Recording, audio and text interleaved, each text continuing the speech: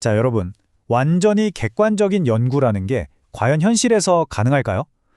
보통 우리는 과학이나 학문이라고 하면 개인의 감정이나 편견이 아예 쏙 빠진 순수한 진리 탐구 과정이라고 굳게 믿잖아요.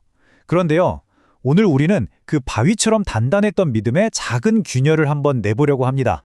오늘 함께 파헤쳐볼 흥미로운 주제는 바로 앤드루 게리 다윈, 홈즈의 핵심 논문에서 출발합니다.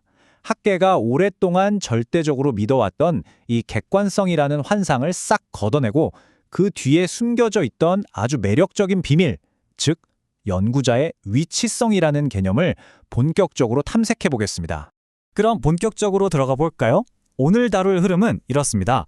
객관성이라는 신화부터 시작해서 핵심 개념들을 정의해 보고요. 성찰성이라는 거울을 들여다본 다음 실제 나의 위치성을 찾는 방법, 그리고 마지막으로 내부자와 외부자 논쟁까지 짚어보겠습니다. 거창한 이론에서 시작해 아주 실용적인 적용 단계까지 멈추지 않고 쭉 한번 가보시죠. 첫 번째 순서, 객관성의 신화입니다. 왜 이른바 완벽하게 가치 중립적인 연구라는 게 애초에 존재할 수 없는지 그 이유부터 확실하게 짚고 넘어갈게요. 사실 사회나 교육 분야를 들여다보면요. 가치 중립적인 연구는 거의 찾아보기 힘듭니다. 아니, 아예 불가능하다고 보는 게 맞을지도 몰라요. 생각해보세요. 우리 중 누구도 완전히 텅 빈 백지 상태로 연구실에 들어가거나 세상을 바라보지 않거든요. 우리의 성별, 인종, 정치적인 성향, 심지어 우리가 자라온 동네 환경까지 이 모든 것들이 이미 우리 머릿속에 특정한 세상을 보는 안경을 씌워놓은 상태입니다. 우리가 현실에 발을 딛고 살아가는 그 방식 자체가 세상을 관찰하고 해석하는 방식에 절대 지울 수 없는 흔적을 남기게 되는 거죠. 그럼 두 번째 파트로 넘어가 볼까요? 본격적으로 오늘 이야기의 진짜 주인공, 바로 위치성이라는 핵심 개념을 명확하게 정의해 보겠습니다. 위치성이라는 건요, 쉽게 말해서 연구자 개인이 가진 고유한 세계관이자 특정 연구에 대해 취하게 되는 사회적이고 정치적인 입장 그 자체를 말합니다. 보통 대학원생들이 처음 논문을 쓰기 시작할 때 가장 흔하게 이른바 멘붕에 빠지는 지점이 바로 이걸 글로 명확하게 풀어내는 건데요. 여기서 진짜 중요한 포인트는 이겁니다. 이 위치성이라는 게 단순히 나중에 나온 연구 결과를 해석할 때만 끼어드는 게 아니라는 거예요. 애초에 처음 시작할 때 수많은 현상 중에서 내가 도대체 뭘 궁금해하고 어떤 걸 연구할 것인가, 그 출발점에 이미 아주 강력하게 개입하고 있다는 사실이죠. 세 번째 주제, 성찰성의 거울입니다. 방금 말씀드린 나의 렌즈, 나의 위치성을 실제로 비춰볼 수 있는 도구에 대해 이야기해 볼게요. 여기서 등장하는 게 바로 성찰성입니다. 이건 연구자 자신의 견해와 입장을 아주 의식적으로, 그리고 때로는 정말 뼈아플 정도로 솔직하게 스스로 평가하는 과정입니다. 내 안에 숨어있는 무의식적인 편견이나 개인적인 가치관이 내가 수집한 데이터에 대체 어떤 영향을 미치고 있는지 끊임없이 묻고 또 묻는 아주 혹독한 자기 검열의 시간인 거죠. 내 시야에 더 씌워진 보이지 않는 렌즈의 굴절률을 정확히 파악하려면 바로 이 성찰성이라는 거울이 절대적으로 필요합니다. 근데 이 성찰성과 위치성 두 단어를 처음 접하면 살짝 헷갈리기 쉽거든요. 이렇게 비교해보면 아주 명확해집니다. 거울을 들여다보면서 끊임없이 나 자신을 되돌아보고 점검하는 그 치열하고 능동적인 과정 자체를 성찰성이라고 한다면요. 그 과정을 쭉 거치고 나서 비로소 거울 속에 선명하게 맺힌 내 모습, 즉 명확해진 입장이라는 결과물이 바로 위치성입니다.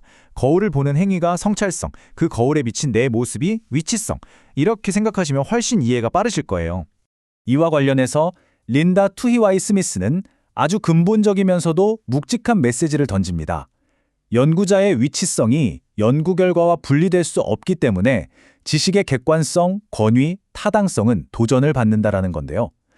그러니까 한마디로 나라는 사람의 존재와 내 연구 논문을 마치 칼로 무자르듯이 완벽하게 떼어놓을 수는 없다는 뜻입니다. 우리가 어떤 새로운 지식을 생산해내는 과정에는 반드시 이 투명하고도 치열한 고민이 동반되어야만 제대로 된 연구라고 할 수 있겠죠. 자, 네 번째 파트입니다. 나의 위치성 찾기인데요. 이제 좀 거창한 이론에서 벗어나서 실제로 이 위치성을 어떻게 찾고 정리할 수 있는지 그 실용적인 프레임워크를 구체적으로 짚어드리겠습니다. 사빈 바덴과 메이저가 제시한 위치성 파악 기본 단계에 홈즈의 아주 중요한 팁을 하나 더 얹어보겠습니다.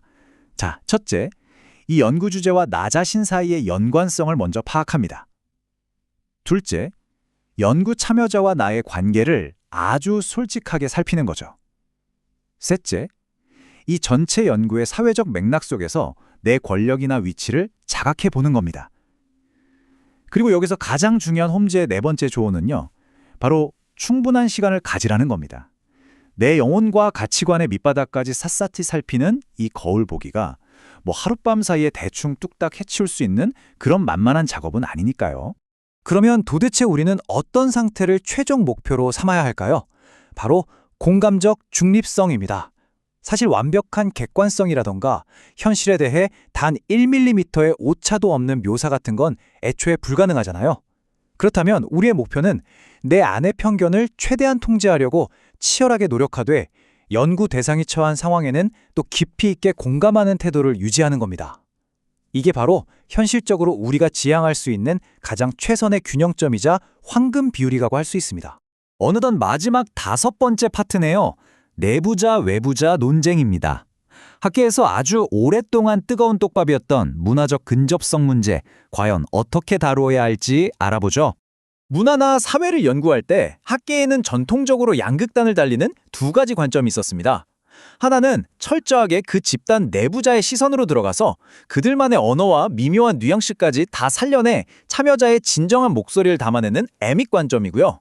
다른 하나는 철저히 외부자의 입장에서 한 발짝 떨어져서 조금 더 과학적이고 문화적으로 중립적인 외부의 기준을 추구하는 에틱 관점입니다.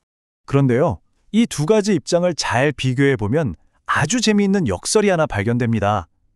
내부자는 그 집단에 너무 쉽게 접근할 수 있고 신뢰도 금방 얻어서 정말 깊이 있고 생생한 묘사가 가능하죠. 하지만 맹점이 있습니다. 너무 익숙하다 보니까 오히려 시야가 좁아져서 남들은 다 궁금해하는 당연한 것들을 굳이 묻지 않고 넘어가는 치명적인 약점이 생겨요. 반면에 외부자는 문화 충격을 받을 위험은 분명히 존재하지만 철저한 이방인이기 때문에 오히려 그 사회에서 금기시되는 엄청나게 민감한 질문들을 아주 천진난만하게 툭 던질 수 있는 그야말로 엄청난 무기를 쥐게 되는 겁니다.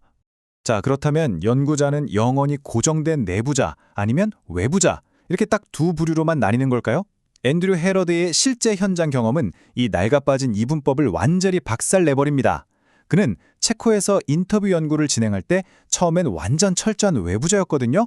그런데 3년이라는 세월이 흐르면서 어느새 내부자 같은 아주 편안한 친숙함을 얻게 되었습니다. 또 가이아나에서 진행된 연구를 보면요, 연구자 본인은 스스로를 서양에서 온 외부자라고 생각했는데 정작 현지 사람들은 오히려 그를 가족 같은 유사 내부자로 대우해줬어요. 그러니까 내가 나를 어떻게 정해야 하느냐와 남이 나를 어떻게 바라보느냐는 완전히 다를 수 있고 시간이 지나면서 계속 변한다는 뜻입니다. 이 현상을 저스틴 머서가 아주 정확하게 꼬집어냈습니다. 내부자와 외부자의 이분법은 현실에서는 다차원적인 연속체이며 모든 연구자는 여러 축을 따라 끊임없이 앞뒤로 이동한다는 거죠. 맞습니다. 우리는 무자르듯 딱 나뉘는 존재가 아니에요. 예를 들어 40대 여성이자 한국인 박사과정생이 20대 학부생들을 연구한다고 쳐볼게요. 학교라는 공간 안에서 학생이라는 신분으로는 어느 정도 내부자일 수 있지만 나이나 세대라는 기준을 들이대면 완벽한 외부자가 돼버리잖아요. 우리는 연구를 진행하는 동안 이 수많은 기준축을 이리저리 가로지르면서 끊임없이 이동하는 아주 복잡하고 입체적인 존재라는 겁니다. 자, 오늘 여정을 마무리하면서 여러분께 한 가지 질문을 던지고 싶습니다. 지금 이 순간 여러분이 세상을 인지하고 해석하는 그 방식을 아주 은밀하게 빚어내고 있는 여러분만의 숨겨진 렌즈는 과연 무엇입니까? 완벽한 객관성이라는 어쩌면 불가능한 환상을 이제는 좀 쿨하게 내려놓고요. 나 자신의 위치와 한계를 뼈아프게 직시해보는 것. 어쩌면 진정한 학문적 탐구와 삶의 확장은 바로 그 솔직한 인정에서부터 시작되는 게 아닐까 싶습니다. 오늘 해설은 여기까지입니다. 끝까지 함께 고민해 주셔서 감사합니다.